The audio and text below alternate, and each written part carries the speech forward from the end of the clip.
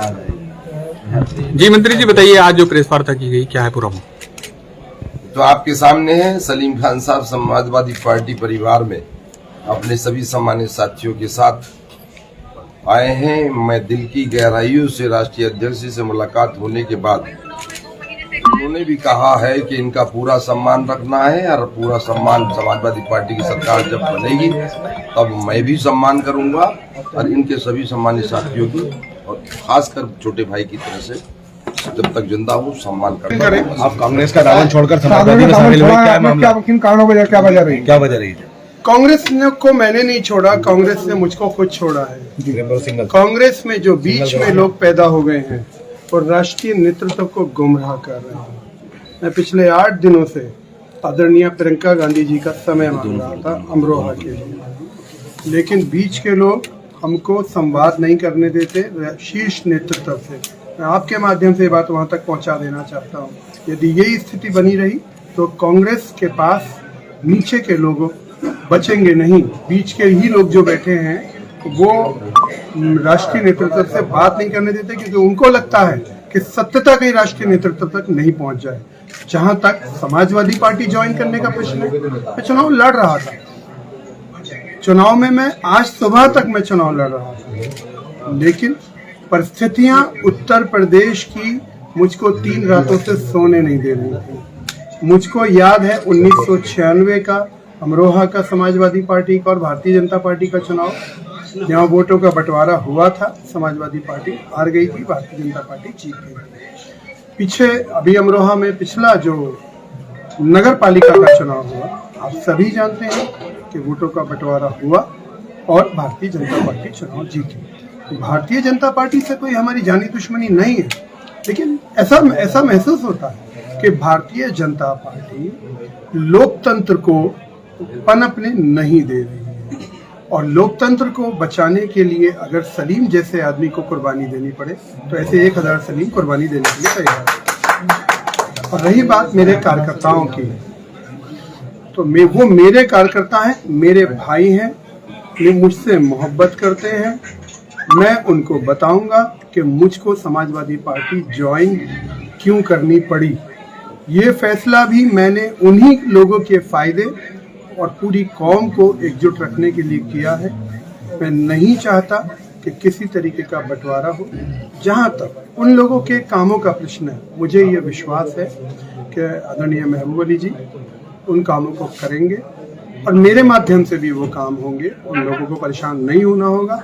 सबसे बड़ी बात यह है कि जो आज अखिलेश जी से मुलाकात हुई है, उन्होंने बिल्कुल कहा है कि आपका स्वागत भी है और आपका पूरा सम्मान रखा जाएगा।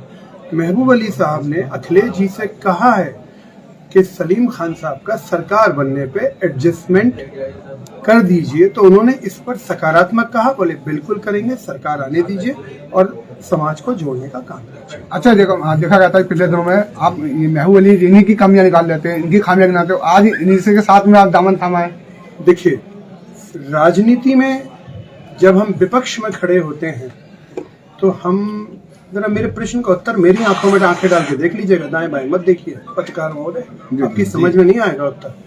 आपने जो प्रश्न पूछा है, जब हम राजनीति में होते हैं तब हम किसी की तारीफ विपक्ष में रहकर नहीं करते हैं। क्या हम चुनाव वोट अगर आपसे मांग रहे थे तो महबूब अली जी की तारीफ करके वोट मांगते क्या? हाँ बिल्कुल, जब विपक्ष में होते हैं तो बिल्कुल सवाल उठाए जाते हैं, लेकिन वो मेरे सवाल थे। आज पूरी कौम का सवाल है और उस कौम के सवाल के लिए मैं नतमस्तक हूँ। अब वजह प्रियंका गांधी का समय ना मिलना, कांग्रेस छोड़ना है या कुछ और?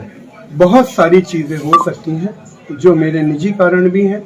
ये सच्चाई है कि पिछले 10 दिनों से हम प्रियंका गांधी जी का समय अमरोहा के लिए मांग रहे थे, लेकिन बीच के नेता जो बीच में लोग बैठे हैं जो नहीं चाहते कि शीर्ष नेतृत्व को बीच के लोगों की स्थिति पता चले, वो मिलने नहीं देते। एक बड़ा कारण ये भी है। कौन है? लेकिन सबसे बड़ा कारण है उत्तर प्रदेश की जनता इस समय अखिलेश जी को सीएम देखना चाहती है। मैं बहुत छोटा कार्यकर्ता हूँ, मैं जनता की इच्छाओं में रोड़ा नहीं बन सकता। अच्छा, 20 चुनाव कार्यालय पर कार्यकर्ताओं ने हंगामा किया है, उस पर क्या कहना चाहिए? बसपा के जो मोहब्बत करते हैं उन्हें नाराज होने का भी हक है। उनको हम अपने गले से लगाएंगे और उनके आंसुओं को भी पूछेंगे। हमें उनका उसमें भी मोहब्बत दिखाई देती है। अगर उन्होंने तोड़फोड़ की है तो ये उनकी हमसे मोहब्बत है। तो समय बहुत कम है और जिस तरह से उनके बीच नाराजगी है, उन्हें कैसे मैनेज करेंगे? कोई मैनेज नहीं होता। सब जानते हैं कि जब नेता कोई फैसला लेता है तो वो लार्जर इंटरेस्ट में लेता है, कौम के इंटरेस्ट में लेता है, अपने क्षेत्र के लोगों के। कार्यालय पे आपके अभी बसपा जिंदाबाद के नारे लगे, नवेद अयाज को चुनाव लड़ाने की बात हुई। ये तो देखिए, किसी के मुंह पर नहीं लिखा है कौन किसका आदमी है। अब उनको माहौल बनाना है। क्या वो जवाब देंगे नवेद अयाज के धारा 370 पर, कश्मीर पर आर्टिकल 370 को हटाने के लिए? पहले मेरी बात प्लीज पूरी होने दीजिए। प्रश्न है, प्रश्न का उत्तर पूरा होने दें। अवैध साहब, क्या वो जवाब देंगे? आर्टिकल 370 पे जब पार्लियामेंट में बहस हो रही थी तो मायावती जी की पार्टी ने समर्थन क्यों दिया था? क्या वो उत्तर देंगे? सीएए पर बहुजन समाज पार्टी ने समर्थन क्यों किया था? पहले उनके 3 तलाक का बिल जब आया था तो वो बहिर्गमन लोकसभा से क्यों करके गए थे? मायावती जी को वोट चाहिए, लेकिन जनता से, जनता के मुद्दों से कोई मतलब नहीं है। जहां तक प्रियंका गांधी जी की बात है, वो राष्ट्रीय नेता हैं। उन्होंने मुझको सम्मान दिया, उन्होंने मुझे टिकट दिया। मैं उनका कल भी एहसानमंद था, मैं उनका आज भी एहसानमंद हूँ। मैं उनके विरुद्ध नहीं हूँ। राष्ट्रीय नेतृत्व से मैं आज भी प्रेम करता हूँ, लेकिन उत्तर प्रदेश के हालात को देखते हुए मुझको समाजवादी पार्टी में आने के लिए मुझे महसूस हुआ कि मुझको इस समय में किसी भी स्थिति से। तो जो समर्थक आपके साथ है, आपको लगता है सब आपके साथ आ पाएंगे? देखिए, समर्थक कोई भी नेता के साथ चुनाव लड़ाने के लिए या चुनाव का विरोध करने के लिए लोग हुआ करते हैं। आम जनता से ही तय करती है कि नेता का फैसला सही है या गलत है। ये आपने देखा नहीं हो अभी शायद। अगर आप मुरादाबाद से हमारे साथ होते, जगह जगह सारे गांवों में हमको रोक के स्वागत किए गए अमरोहा तक, और नारे थे महबूब अली सलीम खान जिंदाबाद। तो ये तो जनता का जवाब है। वो लोग तो विरोध कर रहे हैं आपका।